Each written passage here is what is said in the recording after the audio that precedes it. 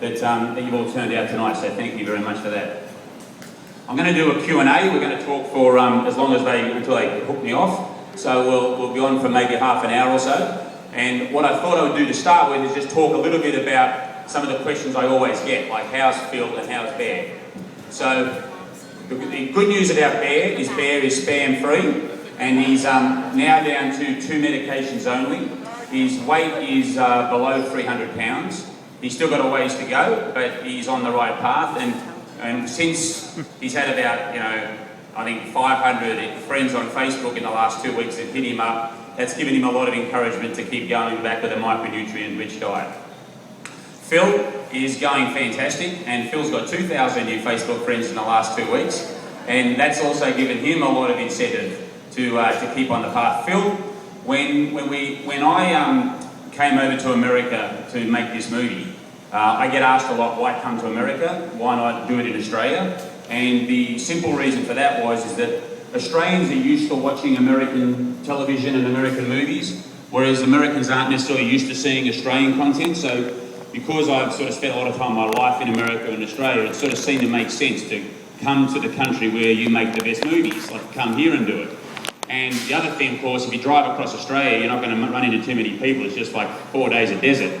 So it was a lot more efficient to drive across your country than mine. So when I first arrived here to do this, I didn't want to make the movie about just Joe's journey across America. So I put an ad on Craigslist. Who wants to be in a documentary? Americans doing a 10-day juice fast. Anyone want to do 10 days? And of course, in the first 2 hours, I got 300 people, because everyone wants to be famous in America, of course. So I had to shut down the ad on Craigslist straight away. And of those 300 people, I chose 6. And Sion from Iowa was one of the people we chose. And the other 5 people, 3 men, 3 women, all different backgrounds, whether they were, ethnicity or their socio-economic, they were rich, they were poor, and we did all 6 of them as best as we could, and they did 10 days to every one of my 60. So someone did the first 10, someone did the second 10, and so on. And I think Sion was about she did from when I did 40 to 50. And what happened was as I drove across the country and saw all these fabulous people and spoke to 350 people, just like I did with Phil, I gave everyone my card and said, you want any help, give me a call. And only one person called me. But he called me 6 months later, right? Because after I finished my 60 days, that was in December, I went back to Australia, and for 3 months, I only ate fruit, vegetables, nuts, beans and seeds. So essentially for 5 months, I only took in micronutrient food, and that's how I got off my medication.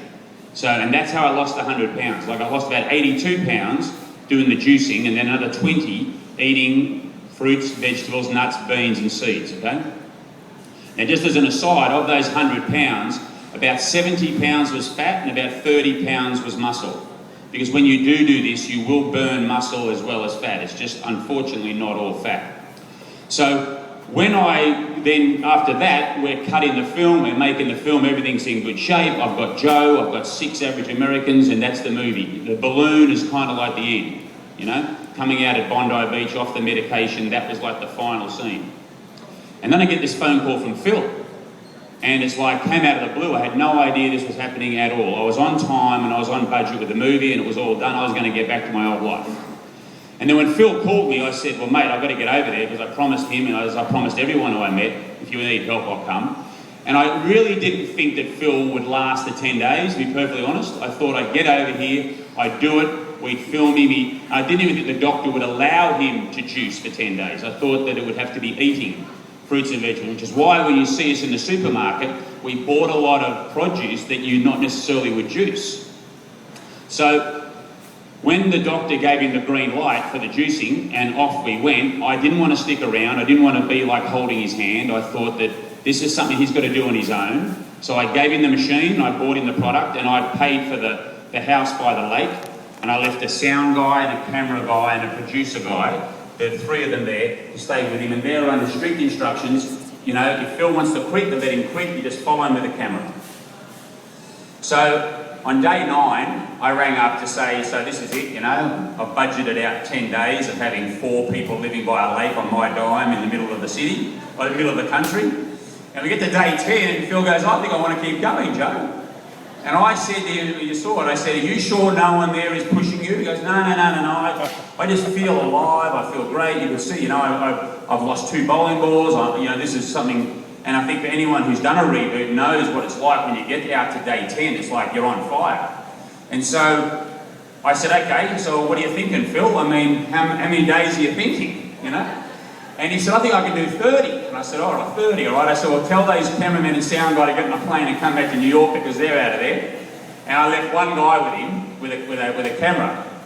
Anyway, day 30 came and he saw him go into the doctor's surgery. And the incredible thing about that day 30, if you really think about it, is he was 365 pounds, but basically a lot of his blood work was in balance. So I actually believe that he was the healthiest 365 pound man in America that day. And it all happened in 30 days. I mean, he went from suicidal, not being able to walk from his truck to the truck stop, to on day 30, running around juicing in the middle of town. I mean, telling everybody, everyone started following him. And of course, by the time he got to day 60, I was nearly broke. And I said to him, I said, Phil, how do you feel? He said, Joe, I think I can do 100. I said, no, you can't, Phil, we're done. So he wanted to keep going, I promise you. He wanted to keep going, but I had to stop him. So that was quite an incredible story. But then, of course, Phil kept eating micronutrient-rich food, and the weight kept coming off. So I had to keep the cameras rolling, and so we ended up throwing out the whole first movie and starting again, which is why our DVD has 90 minutes of special features, because it's got a whole other movie in there. So anyway, that was a bit of a background as to how Phil is today, and he's great, and it's really like the movie, because I think what the film does so well is that there's no preaching and we're not telling people to do anything, and I don't believe that telling people to do anything works. I think it's about showing people. And I'm sure those of you that have done a reboot who are out there that are juicing, I saw one gentleman who's done 60 days up the back, and I'm sure people watch him, people see you doing it and they follow. And that's the way we're going to make a difference here. I get asked a lot, you know, what about McDonald's and what about KFC and what about the pharmaceutical industry? And I look at them and I say, I actually think that they can help us. I think that McDonald's have a phenomenal distribution platform. I mean, there's a McDonald's everywhere. Believe me, I've driven across your country. You can't go anywhere without seeing the Golden Arches. Well, if 20 million Americans walked in tomorrow and asked for a kale juice, and they did it the next day and the next day, McDonald's will have kale juice on the menu next week.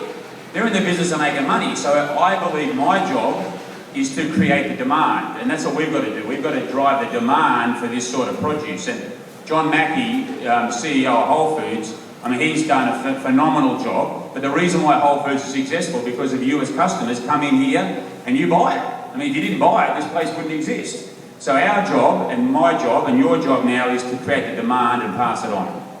So I'm going to talk, the last point is juicing versus blending, just because I get asked this question a lot, and then I'll take some questions from the floor.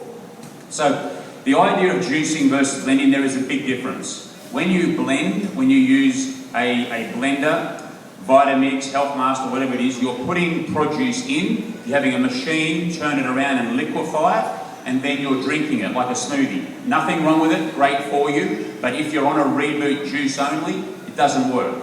The reason is that your stomach doesn't know whether a Health Master squashed it up or whether your teeth did.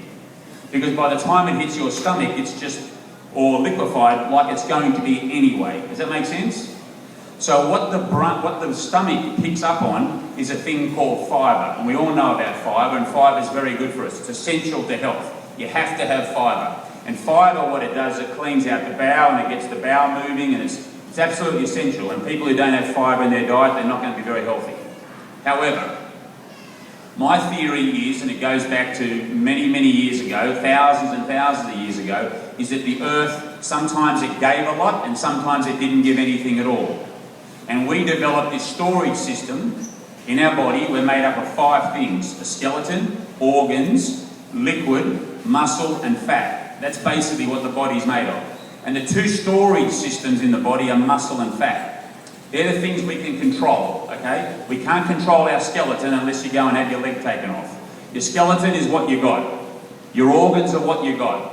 So you either look after your skeleton, you look after your organs, but your muscle and fat you can do something about.